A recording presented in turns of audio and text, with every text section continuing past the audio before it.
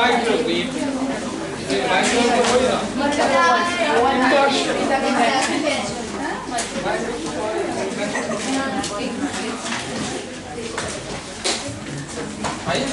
आप ही खाना मिला क्या कुछ? Yes sir.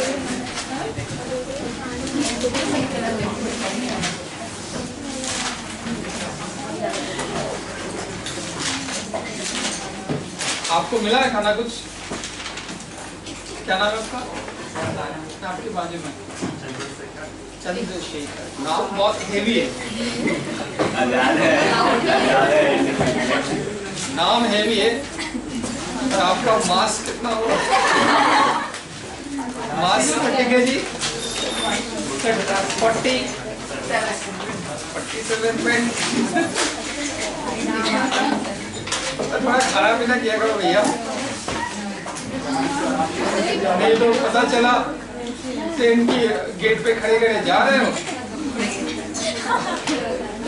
और रॉड पकड़े हो, उसका ट्रेन की गेट के पास में रॉड रहता है ना, ट्रेन चल रहे हाई स्पीड से हवा से उड़ रहे हो, रॉड पकड़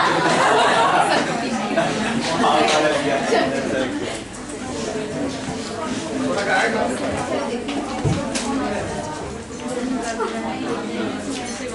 पीजी में रहते या अपने घर में?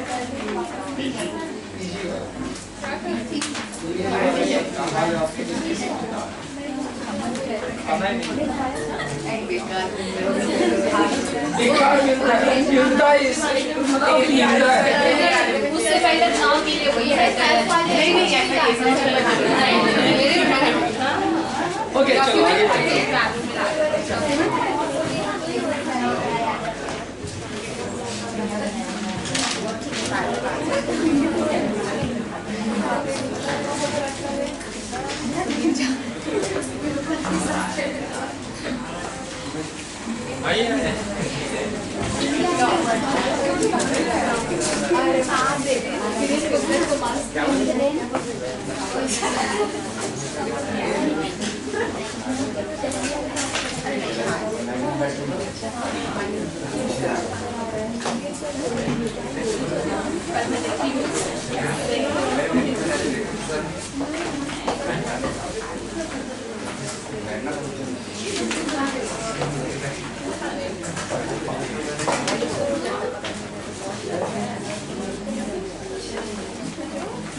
ऐसा कोई इंडक्शन ओवन है, यहाँ पे बेस है, इस पे आपको बर्तन रखना है, खाना पक जाता है।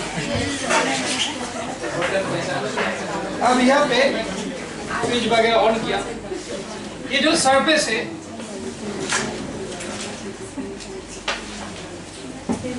ये सरफेस डायरेक्टली हीटिंग नहीं होता है।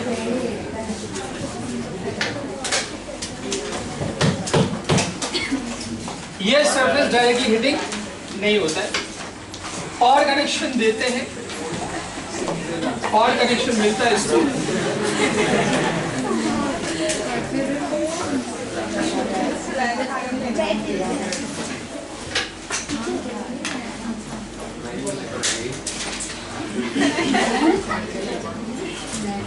अब इसमें पावर कनेक्शन देने के बाद भी क्या होता है, इसके अंदर क्या है, ये जो ऊपर का सरफेस है ना, उसके अंदर ऐसे सर्कुलर बहुत सारे n नंबर ऑफ टर्न्स का कॉइल है,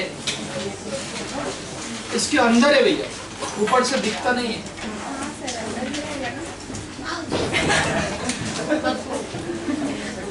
अब इस कॉइल में करंट जाता है, इस कॉइल में करंट सप्लाई दिया जाता है और करंट जब भी पास करेगा इस कॉइल में आई करंट, तो यहाँ से आई करंट पास हो रहा है n नंबर ऑफ टर्न से, तो इस डायरेक्शन में क्या होगा बोलो, इधर करंट भेजा मैंने, तो इस सेंटर से आउटवर्ड डायरेक्शन में मैग्नेटिक फील्ड प्रोड्यूस होगा। बहुत अच्छी बात है। अब जब मैग्नेटिक फील्ड प्रोड्यूस हो रहा है, हमने एसी से कनेक्ट किया, तो वो मैग्नेटिक फील्ड चेंजेबल है, वेरी कर रहा है, तो इस लूप के थ्रू जो फ्लक्स है, वो फ्लक्स भी क्या कर रहा है, चेंज। अब इसके ऊपर मैंने कोई कंटेनर रखा, बर्तन रखा, जिसका जो सरफेस है यूजुअली फ्लैट सरफेस होता है उसका, फ्लैट सरफेस रखा है यहाँ पे मेटल कंडक्टिंग शीट जैसा, तो वो सरफेस है पर वो आयरन से बना हुआ है, मैग्नेटिक मटेरियल होना चाहिए। मैग्नेटिक मटेरियल होने से, इसलिए एल्युमिनियम बर्तन में नहीं होता, स्टील या प्योर आयरन होना चाहिए, और वो स्टील होना चाहिए जिसमें Fe का कंटेंट ज्यादा है ताकि वो मैग्नेटिक हो। अब इसके ऊपर जब भी बर्तन रखा गया तो बर्तन कैसा सिनेरियो है, ये है मैग्नेटिक फ्लक्स, मैं इधर दिखाता हूँ।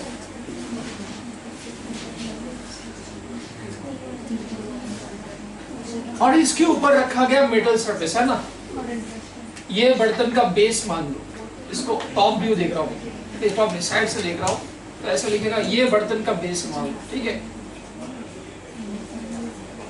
ये कोई कंटेनर है, इसका बेस इधर है,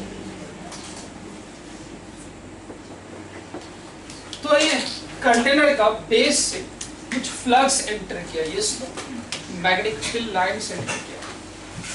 अगर ये मैग्नेटिक मटेरियल है तो आजू बाजू से जाने वाला मैग्नेटिक फ्लक्स भी इसी के अंदर से जाएगा, तो फ्लक्स बहुत ज्यादा होंगे। अब ये फ्लक्स वेरिएबल भी है, तो हर मोमेंट में कंटिन्यूअसली ये फ्लक्स चेंज हो रहा है। तो मेटल, ये जो प्लेट है मेटल का, इसका बेस कंटेनर का, उसमें क्या होगा, एडी करंट प्रोड्यूस होगा। एडी करंट होगा कि नहीं होगा? और एडी करंट, फ्लक्स चेंज हो रहा है तो एडी करंट उस हिसाब से इंक्रीज होगा ताकि अपोज करे एक्सटर्नल मैग्नेटिक फील्ड का चेंज को। एडी करंट कॉन्स्टेंटली यहाँ पे प्रोड्यूस तो हुआ ही, अब चेंज भी हो रहा है, तो हीटिंग कंटिन्यूअसली होता रहेगा। अब हीटिंग ज्यादा होगा किसमें, ऐसा मटेरियल जिसमें रेजिस्टेंस ज्यादा हो। अब ये चीज एल्युमिनियम बर्तन के साथ भी होना चाहिए, पर एल्युमिनियम बर्तन में दो प्रॉब्लम है।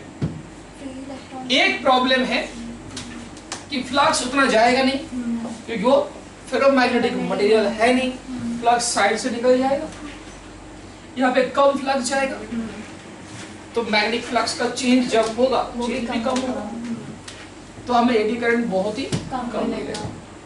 ऊपर से एल्युमिनियम की रेजिस्टेंस कम होने के कारण हीटिंग भी कम होगा, पर आयरन में हीटिंग ज्यादा होगा। तो इस वजह से ये बर्तन का बेस गर्म हो जाता है और कुछ नहीं। यह सरफेस गर्म नहीं होता है, सीधा ये कंटेनर जिसका बेस आयरन से बना हुआ है वो बेस गर्म होगा। अब बेस के ऊपर रखा है आपका सब्जी भाजी राइस जो भी है, वो भी हीटिंग होगा, है ना। तो इस तरीके से खाना पकाया जाता है। मुझे पका मत पकाया जाते हैं। और इंडक्शन ओवन में कोई आपको डायरेक्ट हीटिंग नहीं करते। बर्तन हीट हो जाएगा, गर्म हो जाएगा, तो बर्तन के कांटेक्ट में ही ये सरफेस, तो उस वजह से ये फिर थोड़ा थोड़ा हीटिंग हो जाता है, पर ये सरफेस डायरेक्ट हीटिंग नहीं होता। बर्तन को हटा दोगे, इसमें हाथ रखोगे तो इसमें हीट अप नहीं हुआ, तो बर्तन की गर्मी की वजह से इसमें थोड़ा टेम्परेचर बढ़ गया, अदरवाइज इसमें हीटिंग नहीं होता है। इसलिए बर्तन हटाने के बाद आराम से इसको पोछा लगा दे, कुछ नहीं होता। सही बात। हाय, सी यू आफ्टर द लेक्चर। कौन आपको आने नहीं दे रहा था? नाश्ता सब लोग आए, बहुत सारे लोग अभी। आप क्या करेंगे? तो आपको मैकेनिज्म समझा कैसे इंडक्शन ओवन में खाना पकाया जाता है, और कुछ नहीं पकाया जाता, खाना ही पकाया जाता है। मैगी नहीं, अच्छा खासा हीटिंग इफेक्ट होता है। आप इसमें कोई भी खाना बना सकते हो, राइस तो आराम से बन जाएगा, दाल भी आराम से बन जाएगा, उतना हीटिंग नहीं होता है। और हीटिंग में डिपेंड करता है क्वालिटी कैसे है इसकी। अगर नंबर ऑफ टर्न्स बहुत ज्यादा होंगे तो हीटिंग और ज्यादा हो सकता है, और सस्ते वाले में नहीं होगा। अच्छे वाला होगा उसमें भैया नॉन वेज चिकन मटन भी पक जाएगा। तो this is the very basic principle of induction of. कोई फ्यूल नहीं चाहिए, कोई एनजी गैस नहीं चाहिए, जो भी गैस होती है गैस, बस इलेक्ट्रिसिटी से मजा ही मजा। कई बार ऐसा हमारे साथ हुआ कि नया लोकेशन में थे तो गैस का कनेक्शन मिलने में थोड़ा टाइम लगता है। मुंबई में बस गैस का पाइपलाइन होता है हर बिल्डिंग में, तो पाइपलाइन में भी वो एप्लीकेशन करना पड़ता है, तो वो आके कनेक्शन जोड़ देते हैं। ऑलरेडी लगा हो रहे थे पाइपलाइन, तो उसके साथ ओवन कनेक्ट करना अलाउड नहीं है जब तक वो आके सर्विस क्लियर कर देंगे। तब तक इंडक्शन ओवन से अच्छा खासा काम चलता था, अच्छा खासा यूज भी होता। उसमें सिलेंडर नहीं कि खत्म हो जाएगा, ये अच्छी बात है। एक बार आगे पाइपलाइन, हाँ पाइपलाइन छोटे छोटे शहरों में अभी तक आया नहीं, और मेगा सिटीज में आ चुका है पाइपलाइन। अच्छा है, पर पाइपलाइन बहुत, गैस का पाइपलाइन उसको मेंटेनेंस बहुत इम्पोर्टेंट है। मेरे घर के पाइपलाइन में वहाँ पे थोड़ा सा लीकेज हुआ था, कहीं पे पता नहीं चला कहाँ पे लीकेज हुआ, पर वो गैस का स्मेल आ रहा था। तो जैसे ही कस्टमर केयर नंबर पे फोन करके बोला 1 घंटे के अंदर अंदर आ गए, वो चेकअप किया, दीवार के बाहर एक पाइप कनेक्शन है, वहाँ से कुछ निकल रहा था हल्का सा, वो चेंज करके दिया विदाउट एनी कॉस्ट। उनका रिस्पॉन्सिबिलिटी। तो इतना चौकन्ना रहना पड़ता है उन लोगों को, ये तो बहुत बड़ा हादसा हो सकता है। गैस पाइपलाइन छोटी मोटी बात नहीं, गैस सिलेंडर से भी ज़्यादा खतरनाक हो जाएगा। सिलेंडर में तो एक सिलेंडर फूटा तो ठीक उधर ही गया, बिल्डिंग उड़ जाएगा भैया। बिल्डिंग में जितने लोग हैं सब खतरे में हैं, तो मेंटेनेंस बहुत इंपॉर्टेंट है। ओके, अब हम करें तो क्या करें? ऑप्टिकल इंस्ट्रूमेंट्स करना चाहिए कि नहीं? हम लोग 3 टाइप का ऑप्टिकल इंस्ट्रूमेंट्स की बात करेंगे। मैंने अभी सुबह बताया भी था। Human eyes, they are also optical instruments made by God, but optical instrument इंसान ने बनाया था। हमारी आईज का जो बाहरी स्ट्रक्चर है, वो अंदर की स्ट्रक्चर, बाहर के स्ट्रक्चर सब आप लोगों ने बायोलॉजी में ऑलरेडी पढ़े होंगे, बट फिजिक्स के पॉइंट ऑफ व्यू से जितना पोर्शन हमें चाहिए वो है आई लेंस। तो आई लेंस क्या है, उसका क्या काम है, देखते। ऑप्टिकल इंस्ट्रूमेंट्स, नंबर 1 है ह्यूमन आईज।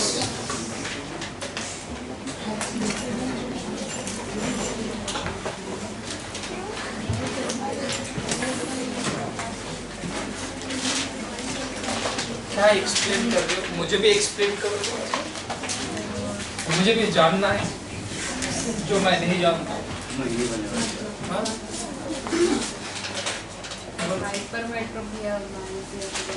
क्या बात, एकदम सही बोल। इधर आइए, सब लोग भला हो तो सबका भला हो।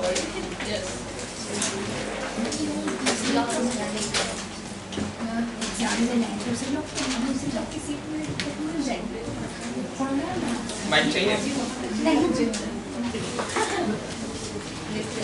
ह्यूमन आइज, चलो देखो, ह्यूमन आइज का जो आउटर स्ट्रक्चर हम यूज करने वाले वो है एक कन्वेक्स लेंस है, जिसको हम आई लेंस बोलते हैं, और ये उसका बैक साइड का स्ट्रक्चर है थोड़ा बहुत। और आप जानते हैं यहाँ पे रेटिना है, ये और रेटिना के साथ कनेक्टेड है ऑप्टिक नर्व, ऑप्टिकल नर्व जिसको बोलते हैं, ऑप्टिक नर्व बोलते हैं इसको। कौन सा नंबर है इसका, कुछ नंबर ही होता है ना, ऑप्टिक नर्व। अब होता क्या है, देखो ये जो ह्यूमन आई का लेंस है, ये बड़ा मतलब एक क्या बोलते हैं, marvellous creation of the nature. God is nothing but nature. क्या भैया, जिसका फोकल लेंथ जो है ना फ्लेक्सिबल है, लेंस का वैसे तो एक फिक्स फोकल लेंथ होता है किसी मीडियम के अंदर, मीडियम चेंज करेंगे तो चेंज होगा, अदरवाइज फिक्स्ड है। पर इसका फोकल लेंथ फ्लेक्सिबल है। जब आप इतने दूर रख के पढ़ाई कर रहे हो बुक, तो इतना ही हो गया इसका फोकल लेंथ। फोकल लेंथ उस हिसाब से एडजस्ट हो गया। जब आप थोड़ा पास लाए हो तो आप इधर देख रहे हो, फोकल लेंथ फिर से एडजस्ट हो गया। थोड़ा दूर देख रहे हो, फोकल लेंथ उस हिसाब से एडजस्ट हो गया। तो इसका फ्लेक्सिबिलिटी बहुत इंपॉर्टेंट है। तो कहाँ पे आप फोकस कर रहे हो आईज को, कहाँ पे आप देख रहे हो, उस हिसाब से आई लेंस का फोकल लेंथ अपने आप एडजस्ट हो जाता है। Flexible focal. तो कभी कभी ये फ्लेक्सिबिलिटी थोड़ा खराब हो जाता है, ओवर द एज होता है किसी का कुछ जेनेटिक प्रॉब्लम की वजह से होता है, किसी का कुछ डिफेक्ट्स होता है, इंटरनल डिफेक्ट्स की वजह से होते हैं। तो जो भी होता है ये फ्लेक्सिबिलिटी कभी कभी डिस्टर्ब हो जाता है, तो उस वजह से आई डिफेक्ट्स प्रोड्यूस होता है। आई डिफेक्ट्स में क्या क्या है हम समझते हैं। इस लेंस का मैंने एक लाइन ड्रॉ किया लेंस के मिड पॉइंट के थ्रू, जिसको हम बोलेंगे लेंस का ऑप्टिकल एक्सिस, है ना। जैसे लेंस का ऑप्टिकल एक्सिस हम बनाते वैसे ही ये ऑप्टिकल सेंटर, ये principal axis. This is what, किसका, लेंस का प्रिंसिपल एक्सिस।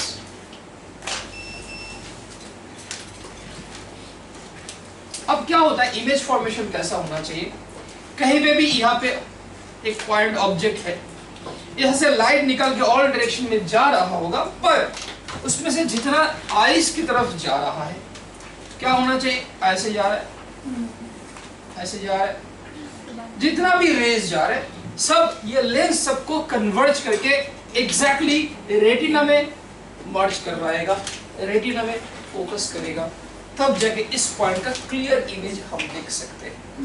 कभी भी यहाँ पे ऑब्जेक्ट है तो उसका इमेज रेटिना में बनना चाहिए, भले वो इन्वर्टेड बने। तो हमारा ब्रेन उसको ऑपोजिट ये नर्व के थ्रू ऑपोजिट सेंसेशन देता है, तो फिर वो उल्टा हो जाता है। पहले उल्टा इमेज बनता है, फिर उसको उल्टा करके हम सेंस करते हैं हमारा ब्रेन, तो सीधा इमेज देखता है। ये है इमेज।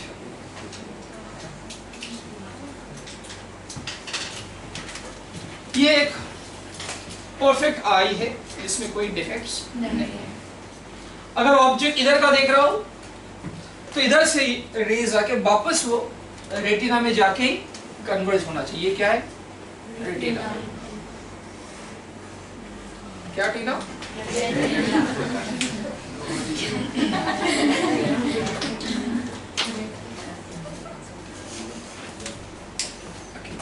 अब डिफेक्ट्स होगा तो क्या क्या प्रॉब्लम जनरली देखा जाता है उसके बारे में देखते हैं।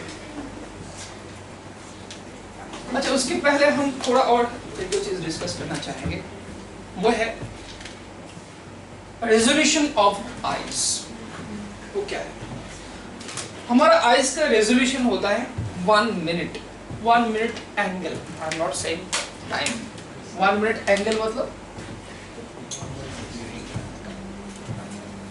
1 मिनट एंगल मतलब 1 डिग्री का 60 पार्ट्स का एक पार्ट है।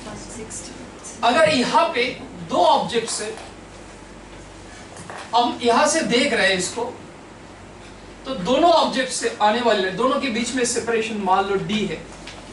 दोनों ऑब्जेक्ट से आने वाली लाइट मेरे आंखों में आ रहा है, और ये दो रेज मेरे आंख में जितना एंगल बनाया, ये एंगल थीटा या डी थीटा बोलते हैं।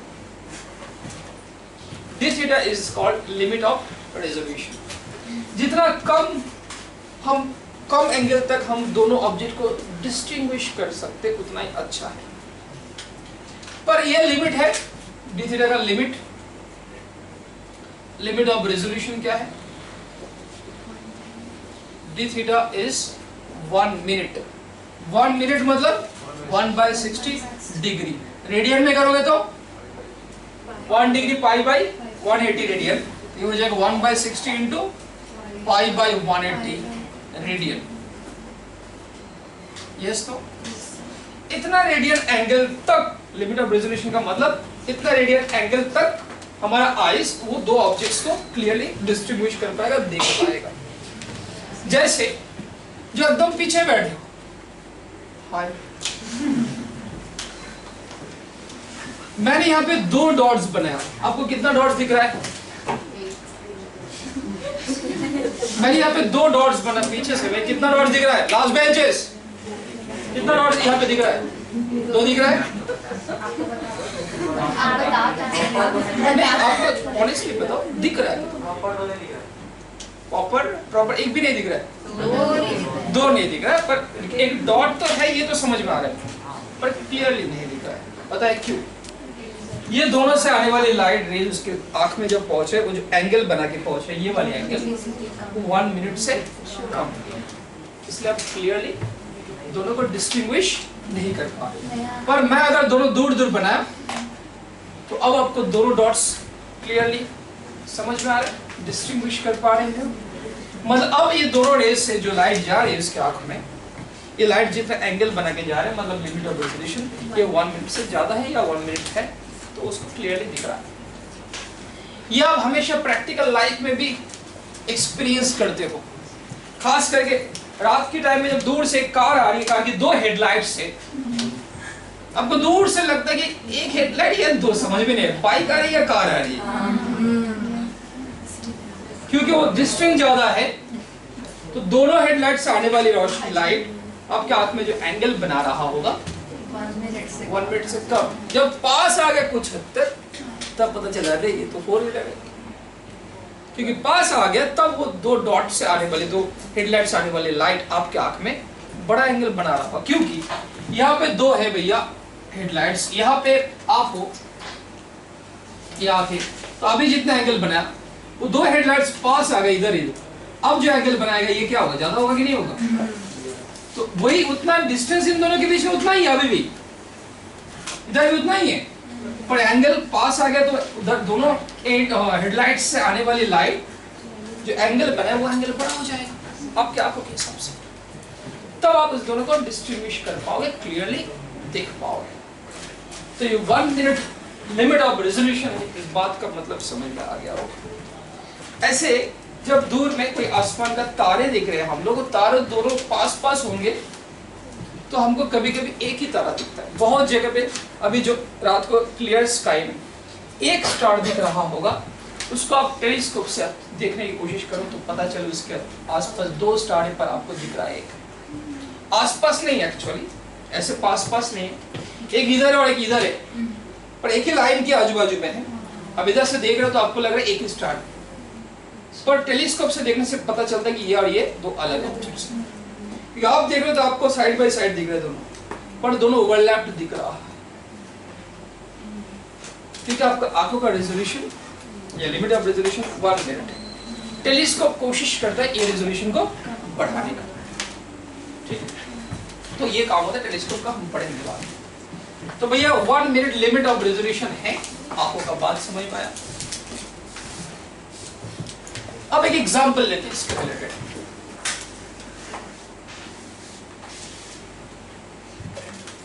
मान लो a car, the headlights of a car is separated by a distance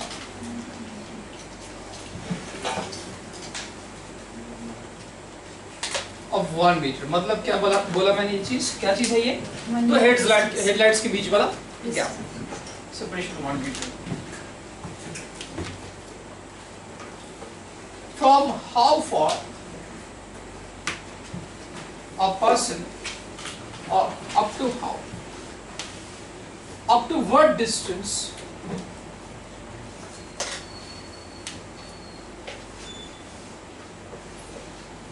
a person can see the 2 headlights separately?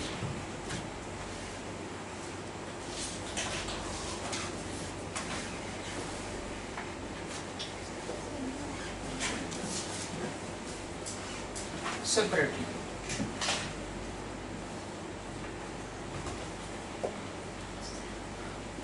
क्या करना है आपको? आपकी आइज बोला तो ये 1 मिनट वाला इंफॉर्मेशन गिवन नहीं रहेगा, वो आपको बताना चाहिए। आपको एक सिंपल लॉजिक अप्लाई करना है। देखो ये वाला फॉर्मूला मालूम है, ये एक सर्कुलर आर्क होगा, ये एस होगा, ये आर, ये theta, s equal to r theta. अगर थीटा बहुत छोटा है तो ये कर्व हो चाहे स्ट्रेट लाइन हो एप्लीकेबल है, यस नो? तो यहाँ पे हम वही लगाएंगे कि ये डिस्टेंस अगर मैं आर लिया, ये डी थीटा और ये डी है, तो d equal to r into d theta. अब इस क्वेश्चन में कंसेप्ट लगाओ, सॉल्व करके आंसर बताओ और बाकी चीज नोट करो पहले। चलिए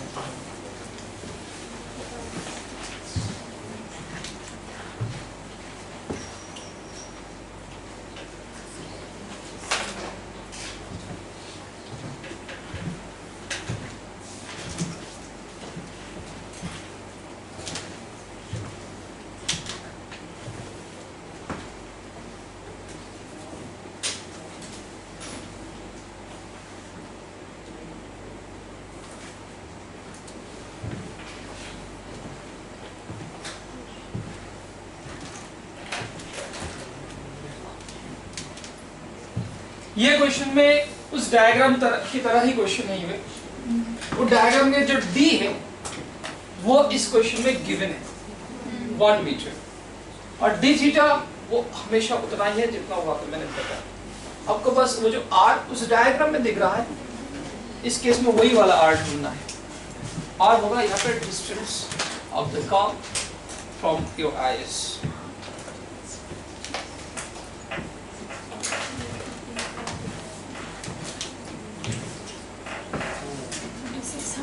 approximately 100 3600 3600 मीटर्स हो। किलोमीटर में कितना होगा? 3.6 किलोमीटर दूर तक आप दोनों हेडलाइट्स समझ पाओ। पर रात के टाइम में उतना दूर तक नहीं समझ में आता, बिकॉज जब हेडलाइट जलता है तो उसके ग्लेयर की वजह से उन दोनों का डिस्टेंस जितना एक्चुअल है उतना आपको काम नहीं आता, लगता है बहुत पास पास है, because of the glare of the light. Glare नहीं होगा तो 3.6 किलोमीटर दूर से आपको समझ में आएगा कि दो हेडलाइट्स ही है, जो दिन के टाइम में समझ में आता है। रात में ये डिस्टेंस और कम हो जाता है because of the glare of the light.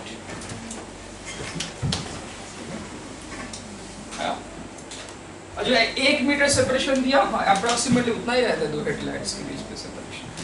इससे थोड़ा ज्यादा रहता है, उतना ज्यादा नहीं। तो इस पे आंसर क्या होना चाहिए? जो d equal to r into d theta, तो यहाँ पे r इक्वल टू d कितना है भैया? 1 मीटर। d थीटा कितना है?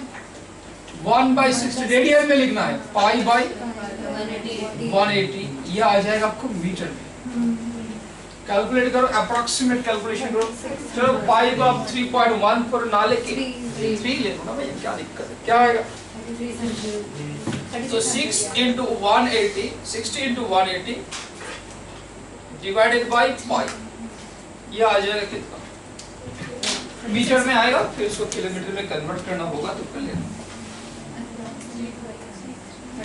ये 60 into 180, 60 into 180 divided by 3.14 करेंगे तो हाँ, अब 3 लिया तो 3.6 आएगा, और अगर 3.14 एग्जैक्ट वैल्यू लिया तो आ रहा है 3.4 किलोमीटर। ये एक्चुअली आ रहा है 3419, मतलब 49, मतलब 40 मीटर आ रहा है। तो आप बोल सकते हो 3.44 किलोमीटर।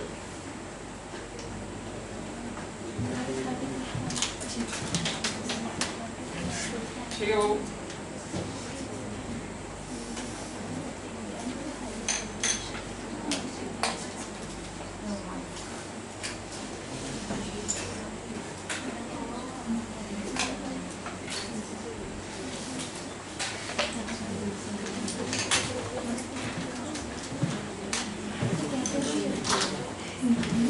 डन। अच्छा, अब ये आई डिफेक्ट्स क्या क्या होता है और उसमें क्या होता है, ये जानने के लिए देखते रहिए।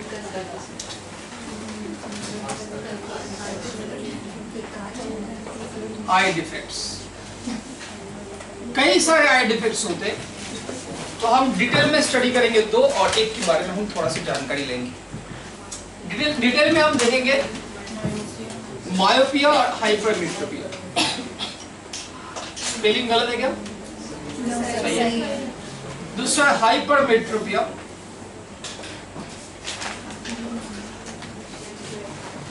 और तीसरा प्रेसबायोपिया, BY या BI, ऐसा है क्या?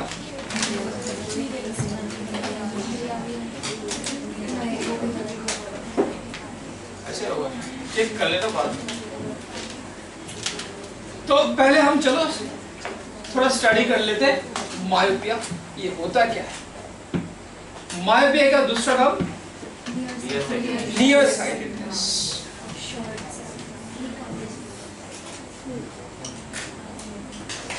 नियर साइटेडनेस मतलब नजदीकी चीज क्लियरली दिखता है, दूर का नहीं दिखता क्लियर। क्यों नहीं दिखता है?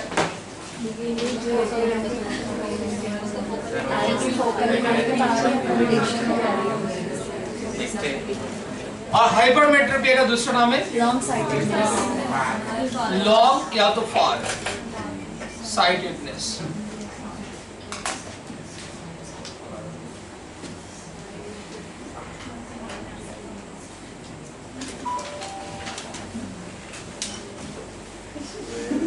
ध्यान हटी, ध्यान।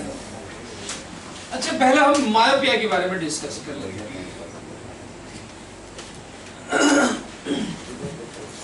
इसमें होता क्या पहले देख लेते, फिर उसका सलूशन क्या है देखेंगे। ये कोई आई लेंस है, ये भाई साहब रेटिना है ना, जानते हो ना इसको?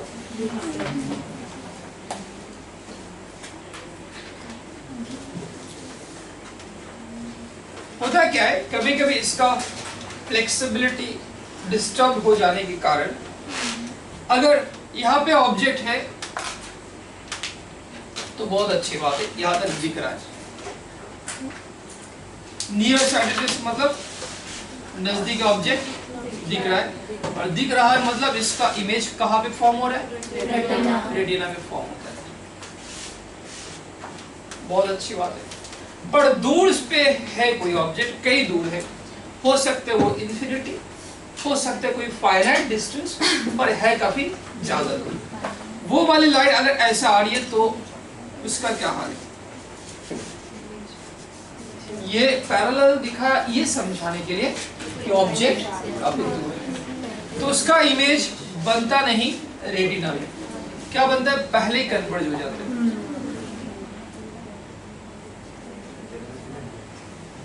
पीछे तो जाएगा नहीं, रेटिना तक ही जा पाएगा। अब जहां पे कन्वर्ज हुआ, एक्चुअली यहाँ पे क्लियर इमेज बना है, पर हमारा रेटिना तो उधर नहीं ना, तो रेटिना को पास लाए क्या? कैसे लाए? तो रेटिना में जाके जब ये लाइट पहुंचा तब फोकस्ड नहीं हुआ, वहां पे थोड़ा स्प्रेड हो गया लाइट। तो यहाँ पे लाइट स्प्रेड हो गया, तो यहाँ पे इमेज बनेगा सही, पर एक ब्लर इमेज बनेगा, क्लियर इमेज नहीं बनेगा। इसलिए जो नानी दादी होता है, कौन इधर आ, कहाँ गया था, पूछते ना, देखने बाजू में बुलाते, तो उसका लड़का है ना, नहीं पहचानते, दादी बोलते ना, पास आके देखते हैं। दूर का नजर कमजोर है, पास आते तो दिखता है। तो ये दूर के चीज नहीं दिख रहा है, ब्लर दिख रहा है, चेहरा समझ में नहीं आ रहा है, पर कोई है इतना समझ में आ रहा है, पर क्लियरली। तो this problem is called myopia और नियर साइटेडनेस। इसका सॉल्यूशन क्या है हमारे? ये देखो हो क्या रहा है, ध्यान से सुनना।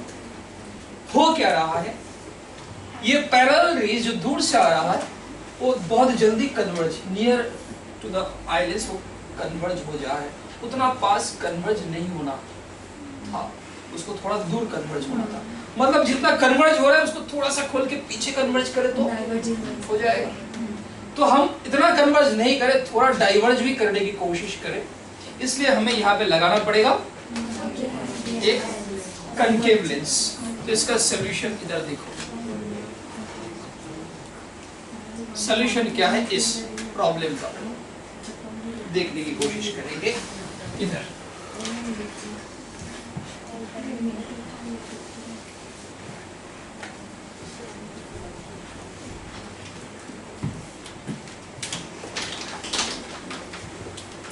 फिर से मैं दोबारा ये डायग्राम बनाता हूं।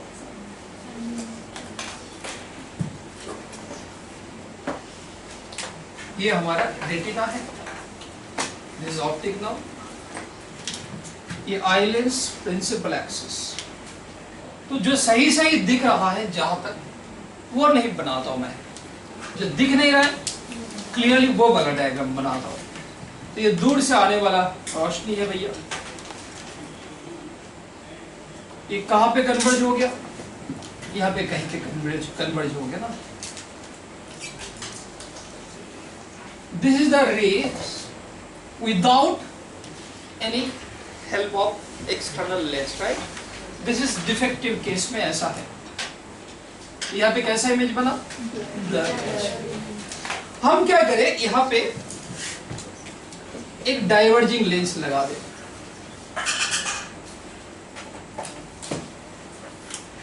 तो क्या होगा अभी, ये कन्वर्जिंग लेंस का क्या काम था, सिर्फ कन्वर्ज करना, बहुत ज्यादा ही कन्वर्ज कर रहा है, उतना चाहिए नहीं हमें।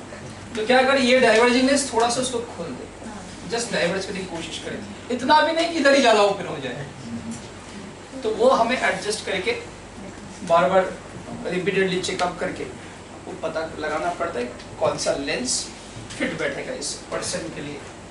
तो आगे हो क्या जाना चाहिए, अब इस लेंस की वजह से थोड़ा सा बेंड ना होके थोड़ा सा ऐसे ऊपर की तरफ जाएगा, इधर भी ऊपर की तरफ जाएगा, फिर ये वापस कन्वर्ज कराएगा, पर अभी उसका टेंडेंसी था डाइवर्ज होने का, फिर वापस से उसको कन्वर्ज कराएगा हमारा आई लेंस, तो उतना नहीं करवा पाएगा अभी जितना पहले कर रहा था, तो थोड़ा दूर जाके कन्वर्ज होगा। और इसको ऐसे एडजस्ट करना है ताकि एग्जैक्टली रेटिना पे जाके कन्वर्ज हो।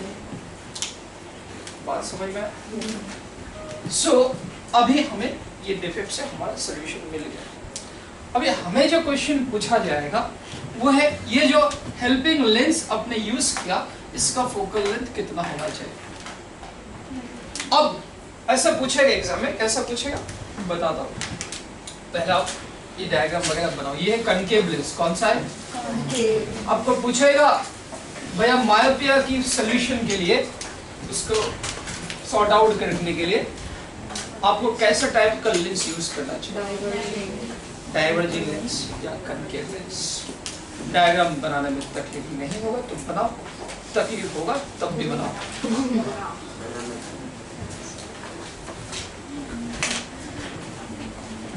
ये ब्लू वाला जो रेज दिखा मैंने अंदर, ये विदाउट लेंस था ना, विदाउट द एक्सटर्नल लेंस, और जब लेंस लगा तब ये ब्लैक वाला है। आपको अभी मेंशन कर देना चाहिए, this rays when there was no external lens, black वाला with lens।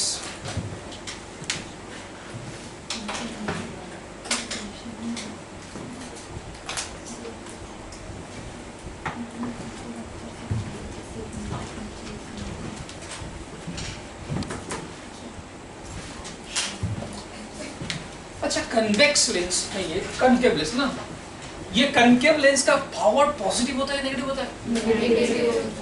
तो आपको जब मायोपिया होगा आपको जो लेंस यूज करना होगा, लेंस का पावर नेगेटिव होगा। Positive negative, negative myopia, positive negative myopia, myopia बड़ा सबका दूर का नजर कमजोर है, इसलिए फ्यूचर दिखता है। इसका चश्मा फिर भी नहीं दिख रहा है। फ्यूचर देखने की आदत होना चाहिए, कैपेबिलिटी होना चाहिए भैया कि ये काम जो कर रहा हो या कर रही हो इससे फ्यूचर में सही जा रहा हो या गलत जा रहा हो फ्यूचर के हिसाब से।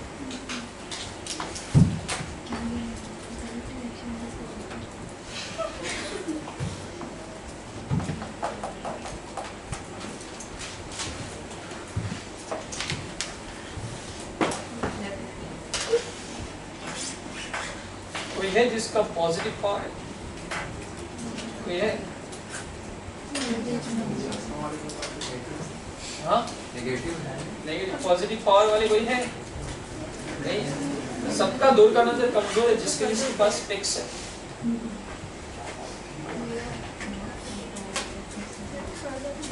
एजेड वाले को ये प्रॉब्लम तो होता ही है, बच्चों को भी होता है, अब बच्चे से बड़े हो रहे हैं ऐसे लोगों को भी होता है। पर बच्चों को खास करके हाइपरमेट्रोपिया बहुत रेयर है, वो एज में ही होता है ज्यादा। कुछ लोग होता है ना ऐसे पढ़ाई नहीं करते, देखने के टाइम में थोड़ा ऐसे दिखते हो, तो नजदीक वाला दिखता नहीं उनको, थोड़ा सा दूर से चीज दिखता है, वो होगा हाइपरमेट्रोपिया।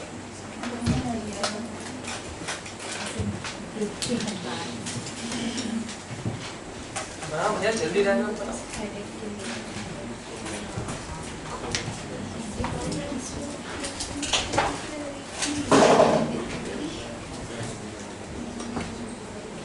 बायोलॉजी वाले आंख बना रहे हो तो अच्छा ही बनेगा।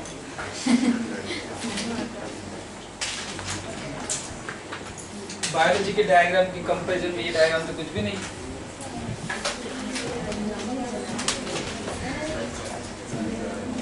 बिटाओ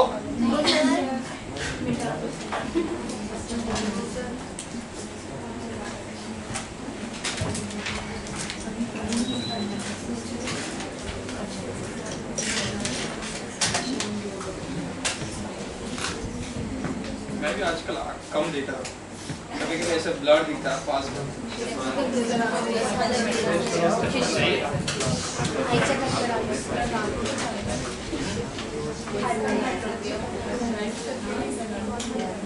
वो तो अलग है।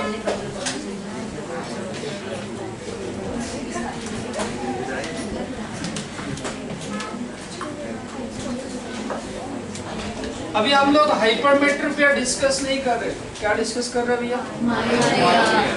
अभी भी हम मायोपिया में ही हैं। नाउ लिसन, एक फॉर्मूला दे रहा हूं, इससे आपका सारा प्रॉब्लम सॉल्व हो जाएगा। कहाँ पे लिखो, इधर लिखता हूँ, अभी भी मायोपिया लिख रहा हूँ। If one can see up to a distance x, but he or she wants to see up to y distance, then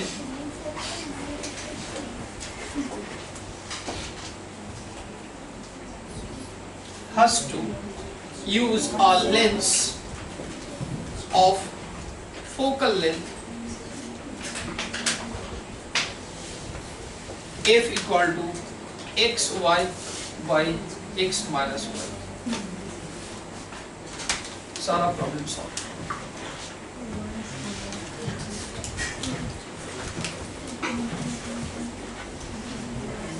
इस फॉर्मूला में x ज्यादा बड़ा डिस्टेंस है या y? इस स्टेटमेंट पढ़ो, मायोपिया सोचो, कम डिस्टेंस तक देख सकते हैं, दूर का डिस्टेंस देखना चाहते हैं कि वो नहीं देख पा रहे, तो y बड़ा है। तो यहाँ पे कैलकुलेशन करेंगे तो पॉजिटिव वैल्यू आएगा, नेगेटिव वैल्यू, मतलब कनकेव लेंस पे तो नेगेटिव भी होता है ना फोकल लेंथ। तो आपको बताने की मतलब पता भी नहीं है ना कौन सा लेंस यूज करें, तब भी यहाँ से आ जाएगा ऑटोमेटिकली नेगेटिव फोकल लेंथ। तो आपको कनकेव लेंस यूज करना है या कन्वेक्स लेंस यूज करना है, इस फॉर्मूला से आ जाएगा। ठीक है, उसका पावर क्या होगा? फोकल लेंथ का इनवर्स होता है power, you know, power of the lens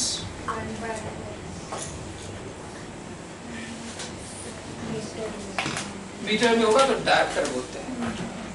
चलो इसमें एक क्वेश्चन, अच्छा अगर इंफिनिटी तक देखना चाहोगे तो, अब चांद तारे देखना चाहते हो तो क्या भैया ये y क्या होगा? इंफिनिटी। y इंफिनिटी होगा तो इस क्वेश्चन इस फॉर्मूला से आएगा नहीं। आप इसको थोड़ा स्प्लिट करके सोचो, इसको 1/f equals to x minus y by x y, इसको स्प्लिट कर दो क्या आ जाएगा? 1 by y minus 1 by x आएगा। ये तो आया ना? Yes, sir. मान लो आप इंफिनिटी तक देखना चाहते हो, मतलब y क्या है? Infinity. तो आपको कितना फोकल लेंथ वाला लेंस चाहिए? माइनस x, मतलब -5 सेंटीमीटर तक, 5 सेंटीमीटर तक आप देख सकते हो। अब चाहते हैं इंफिनिटी तक देखो, तो यहाँ पे y इंफिनिटी डाल दो। जिस फोकल लेंथ का लेंस आपको चाहिए आपको मिल जाएगा फॉर्मूला से, ठीक है? सिर्फ इंफिनिटी वाले के लिए फॉर्मूला यूज करना, क्योंकि यहाँ पे स्प्लिट नहीं करेंगे तो दोनों पे ऊपर नीचे दोनों जगह पे इंफिनिटी आ जाएगा, कैलकुलेशन नहीं कर पाएंगे। अदरवाइज किसी और वैल्यू के लिए यही डायरेक्ट यूज करना, और उसमें भी ये यूज तो हमेशा ही कर सकते हैं, पर वो बेटर दिखता है हमेशा। तो इसके रिलेटेड एक क्वेश्चन पूछो, आप फटाफट सॉल्व करके मुझे आंसर बताओ। If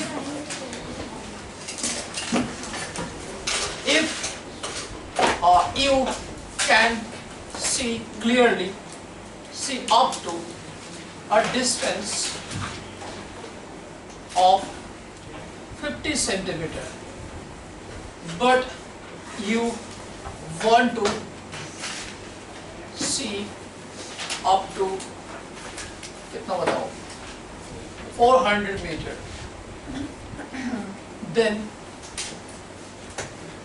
find the power of the lens unit. Power of the lens unit. अब आई स्पेशलिस्ट अभी बन जाओगे, अभी आई स्पेशलिस्ट बन जाओगे।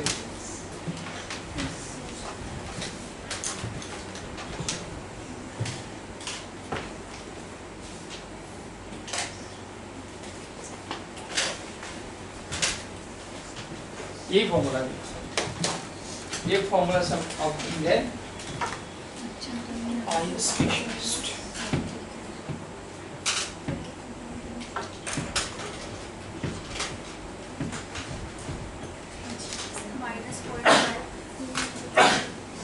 -0.5 क्या का?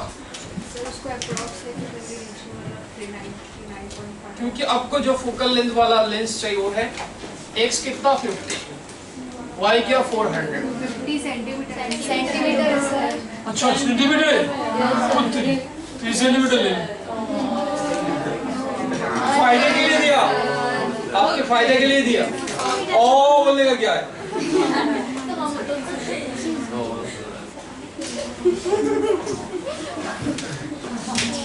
और बोलो।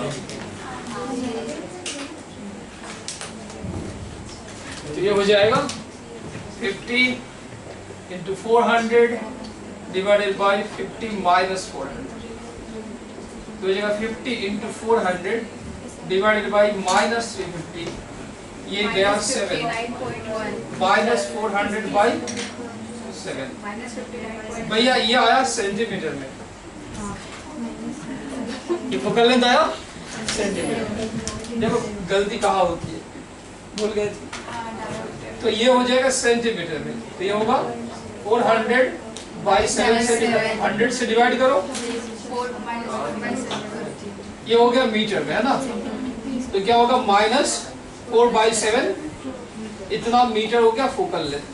पावर के लिए इसको इन्वर्स कर दो, 7/4, 7/4 कितना होता है? माइनस, तो ये फोकल लेंथ मिल गया आपको। अब पावर कितना होगा बता ही दो, माइनस 1.75 पावर कितना है भैया लेंस का? माइनस कितना याद नहीं, 0.75, आपका 1.5 पहले बता दिया, आपका पावर आंसर आता है ऐसे लेटर देता मैं। चलो ये आ गया भैया मायोपिया का प्रॉब्लम एंड सॉल्यूशन, है ना? ठीक, मिटा दो इसको, इसको तो मिटाना बनता है, बहुत देर से देख रहे हो उसको। अभी चले हाइपरमेट्रिक, जिसका नाम है फार साइटेडनेस या लॉन्ग साइटेडनेस। पता है हम लोग नॉर्मल आईज में 25 सेंटीमीटर से कम डिस्टेंस में अगर देखने की कोशिश करेंगे तो आईज में स्ट्रेन आता है। बिना स्ट्रेन का कंफर्टेबली देखना है तो 25 सेंटीमीटर दूर में एटलीस्ट रहना चाहिए। उसको बोलते हैं distance of distinct vision, DDV। क्या बोलते हैं DDV मतलब ये होता है 25 सेंटीमीटर, है ना। और इसलिए आप जब पढ़ाई करते हो तो ये 25 सेंटीमीटर दूर पे एटलीस्ट किताबें रख के पढ़ना चाहिए, लिखना चाहिए। पर ऐसा होता नहीं, पढ़ते कि नहीं? बेड पे होता है तो भी ऐसा, टेबल पे बुक रख के पढ़ रहे तो और ऐसा ऐसे डिस्टेंस कौन मेंटेन करे? हाँ फिर तो ये भी टिल्ट होता है ना, फिर टिल्ट होता है। कुछ तो और भी महान है भैया, ऐसे पढ़ रहा है भैया, पेन और पेपर्स का कोई संपर्क नहीं है, बस रीड कर रहे हैं। जैसे भैया कुछ न्यूज़पेपर का न्यूज़ पढ़ रहे हैं, किसकी शादी हुई, किसकी, पर इससे होना नहीं चाहिए था, पर हो गया, चलो। तो वही जैसे न्यूज़पेपर पढ़ते हैं वैसे पढ़ाई करते हैं, ऐसे पढ़ाई से कुछ फायदा नहीं होने वाला। तो 25 सेंटीमीटर डिस्टेंस एटलीस्ट मेंटेन करो और पेन एंड पेपर यूज करके पढ़ाई करो, मतलब लिखते रहना चाहिए जब जब पढ़ रहे। कुछ लोग वीडियो लेक्चर्स देखते हैं तब भी बस देखते हैं, जैसे मूवी देख रहा है।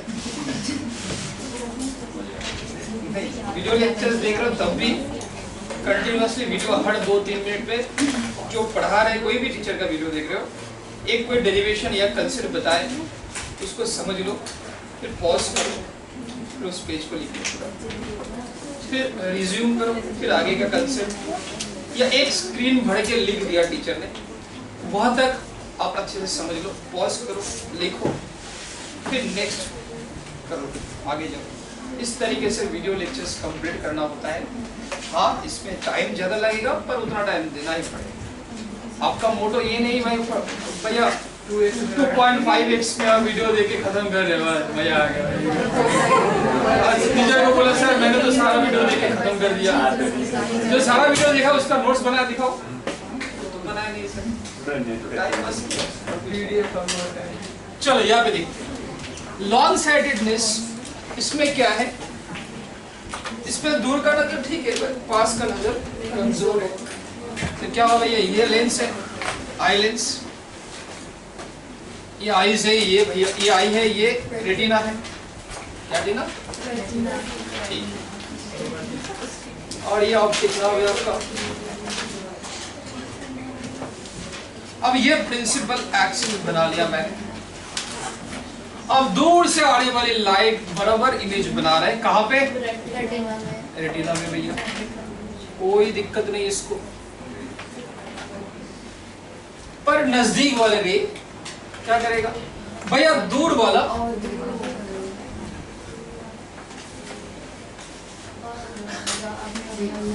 यस, दूर वाला यहाँ पे फोकस कर पाया, पास वाला क्या होगा,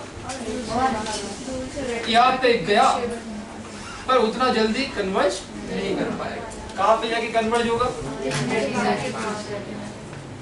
बाहर जाके कन्वर्ज होना था, पीछे साइड रेटिना के पीछे, पर पीछे तो लाइट जाएगी नहीं, तो यहाँ पे मिड करेगा, पर यहाँ पे स्प्रेड हो गया ना, तो ब्लर इमेज बना, क्लियर इमेज नहीं बना। तो अभी गोलमाल हो गया, इसी को बोलते हैं, this problem is known as hypermetropia. अब इसका सॉल्यूशन क्या है, कॉनकेव लेंस लगा दो भैया, खत्म कहानी, कॉन्वेक्स लेंस लगा दो, यस यस यस, अब तो कहानी खत्म हो जाए सच्ची।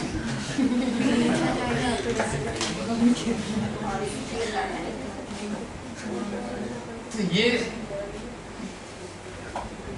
रेटिना है भैया, और ये है ऑप्टिक नर्व, ये प्रिंसिपल एक्सिस है।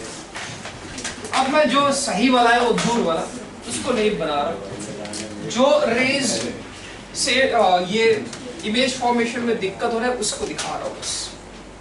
ये पास में है तो कहाँ बना है भैया इमेज?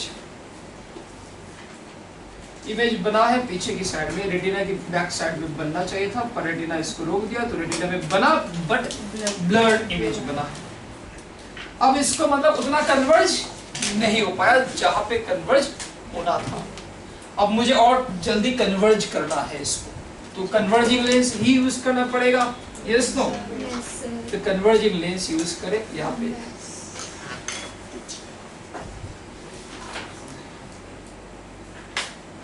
तो ये क्या करेगा, थोड़ा और जल्दी कन्वर्ज कर देगा। ये यहाँ से कन्वर्ज करना चालू करेगा, यहाँ पे कन्वर्ज कर दिया, यहाँ पे कन्वर्ज कर दिया, तो ये जाके अभी कन्वर्ज होगा कहाँ पे? एग्जैक्टली रेटिना पे कन्वर्ज हो गया। अब प्रॉब्लम सॉल्व। तो ये कौन सा लेंस यूज किया? Convex lens. अब इसका फोकल लेंथ क्या होना चाहिए? पॉजिटिव होना चाहिए। तो इस केस पे आपको जो लेंस यूज करना हो रहा है वो पॉजिटिव पावर वाला लेंस हो रहा है। अब इसमें भी वही स्टेटमेंट मैं दोबारा लिखूंगा, पर इसमें थोड़ा सा ट्विस्ट है, थोड़ा सा डिफरेंस है। ट्विस्ट कुछ नहीं, बस थोड़ा सा डिफरेंस है।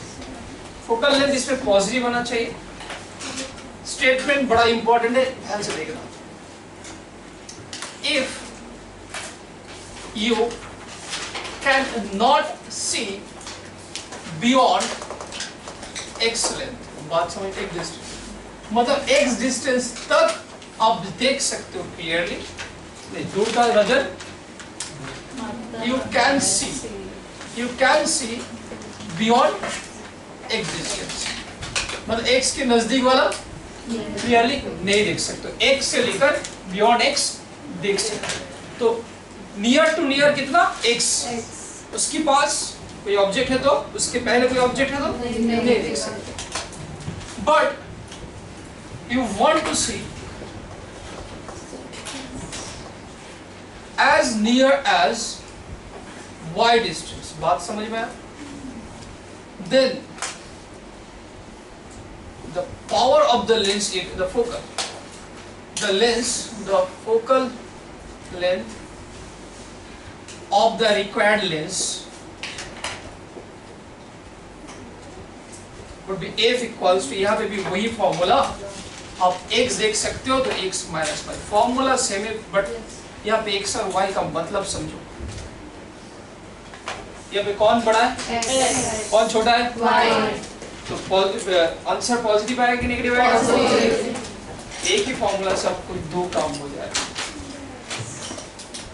बड़े काम के हैं। तो यहाँ पे स्टॉप करना। ये है आई डिफेक्ट्स। नेक्स्ट दिन पहला लेक्चर में हम माइक्रोस्कोप दोनों सिंपल एंड कंपाउंड कर लेंगे। अच्छा, प्रेस बायोप्रिया बता देंगे, इसका कोई मैथमेटिकल या फॉर्मूला वगैरह कुछ नहीं।